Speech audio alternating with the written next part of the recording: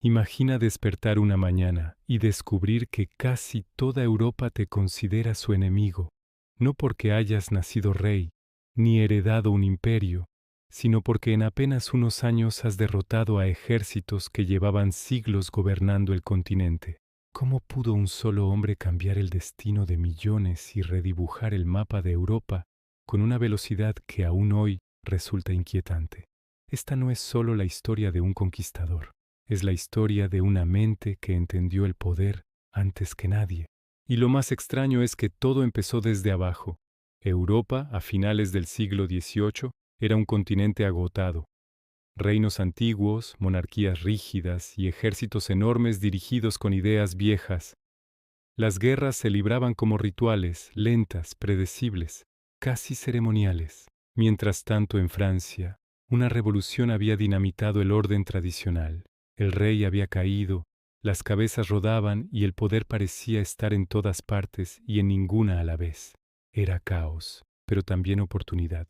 Y en medio de ese ruido, apareció alguien que no encajaba en ningún molde. Napoleón Bonaparte no nació en el corazón de Francia, sino en Córcega, una isla recién incorporada al reino.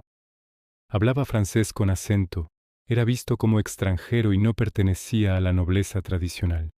Desde joven fue reservado, obsesivo y profundamente ambicioso. Mientras otros buscaban reconocimiento social, él devoraba libros de historia y tratados militares. No soñaba con títulos, soñaba con control. Y lo más inquietante es que parecía entender algo que los demás no veían. Durante la Revolución Francesa, cuando todo el sistema se derrumbó, Napoleón no se paralizó, al contrario, supo moverse en el caos como si lo hubiera estado esperando. Su talento para la artillería, un arma entonces subestimada, lo colocó rápidamente por encima de oficiales más veteranos. En el asedio de Tolón demostró algo clave. No solo sabía disparar cañones, sabía pensar el campo de batalla como un todo. Y esa forma de pensar cambiaría la guerra para siempre. Mientras otros generales seguían manuales antiguos, Napoleón improvisaba, calculaba y arriesgaba. No ganaba por tener más soldados, sino por moverlos mejor. Aquí aparece el primer gran secreto de su genio, la velocidad. Sus ejércitos marchaban más rápido, atacaban antes y decidían las batallas en horas, no en semanas. Pero lo realmente extraño es que muchas veces el enemigo ya estaba derrotado antes del primer disparo. Napoleón entendía la guerra como una ecuación mental. Dividía sus fuerzas en cuerpos autónomos que podían moverse solos y reunirse en el momento exacto. Esto le daba flexibilidad y sorpresa. Sus enemigos, acostumbrados a líneas rígidas, no sabían dónde golpear, y cuando reaccionaban, ya era tarde. ¿Sabes qué es lo más contraintuitivo? Napoleón no buscaba destruir al enemigo, buscaba desorganizarlo. Una vez roto el orden, la victoria era inevitable. Sus campañas en Italia lo convirtieron en leyenda. Jóvenes soldados mal vestidos derrotando a ejércitos profesionales, no solo por estrategia, sino por algo más profundo. Napoleón sabía hablarles, les prometía gloria, botín y sentido. Por primera vez muchos soldados sentían que luchaban por algo más que por un rey lejano. Esto no era solo guerra, era psicología, y esto solo prepara el terreno para lo que vendría después. Cuando regresa a Francia, Napoleón ya no es solo un general, es un símbolo.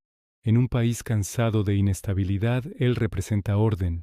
En 1799 da un golpe de estado casi sin disparar un tiro. Aquí ocurre algo fascinante. El estratega militar se convierte en estratega político y lo hace con la misma lógica fría. Se nombra cónsul, luego cónsul vitalicio y finalmente emperador.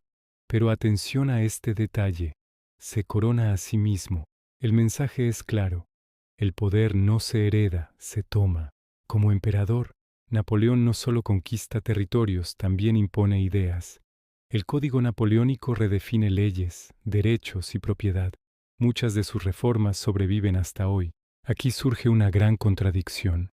El hombre que nació de la revolución termina creando un imperio, genio reformista o tirano ambicioso. La respuesta no es sencilla. Y lo realmente interesante es que él probablemente se veía como ambas cosas. Militarmente, Napoleón alcanza su punto máximo en batallas como Austerlitz. Allí derrota a fuerzas superiores usando el engaño y el terreno. Simula debilidad, atrae al enemigo y golpea en el centro. Es una obra maestra estratégica que aún se estudia en academias militares. Pero aquí aparece una sombra. Su éxito constante empieza a cambiar algo en su mente. La duda desaparece, y cuando un estratega deja de dudar, algo peligroso comienza. Napoleón empieza a creerse invencible, y esa creencia lo empuja a estirar demasiado sus límites. Intenta asfixiar económicamente a Inglaterra, cerrando Europa a su comercio. Esto lo obliga a intervenir en demasiados frentes. España se convierte en una herida abierta, una guerra de guerrillas, desgasta a su ejército y por primera vez el mito empieza a resquebrajarse. Pero el golpe definitivo aún no ha llegado. En 1812 toma la decisión más arriesgada de su carrera, invadir Rusia. Sobre el papel parece lógico, en la realidad es un desastre anunciado. Distancias inmensas, clima brutal y un enemigo que se niega a luchar en sus términos. Los rusos retroceden, queman sus propias ciudades y dejan a los franceses sin suministros. Napoleón entra en Moscú y no encuentra la rendición, solo silencio y fuego. Aquí no pierde una batalla, pierde el control. El invierno cae como un enemigo invisible. El gran ejército, el más poderoso de Europa, se desintegra en la nieve. Hambre, frío y desesperación. De cientos de miles de soldados, solo regresan una fracción.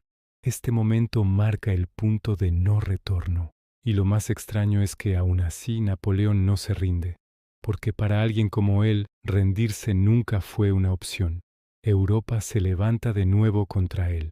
Lo derrotan y lo envían al exilio en la isla de Elba. Parece el final. Pero la historia aún guarda un giro más. Napoleón escapa y regresa a Francia. En su camino, soldados enviados para arrestarlo terminan uniéndose a él. Sin disparar un tiro, recupera el poder durante los famosos 100 días. Es un regreso imposible, pero también es una ilusión breve. En Waterloo todo termina, no por falta de talento, sino por agotamiento, errores y un mundo que ya había aprendido a enfrentarlo. Tras la derrota es enviado a Santa Helena, una isla remota en medio del Atlántico.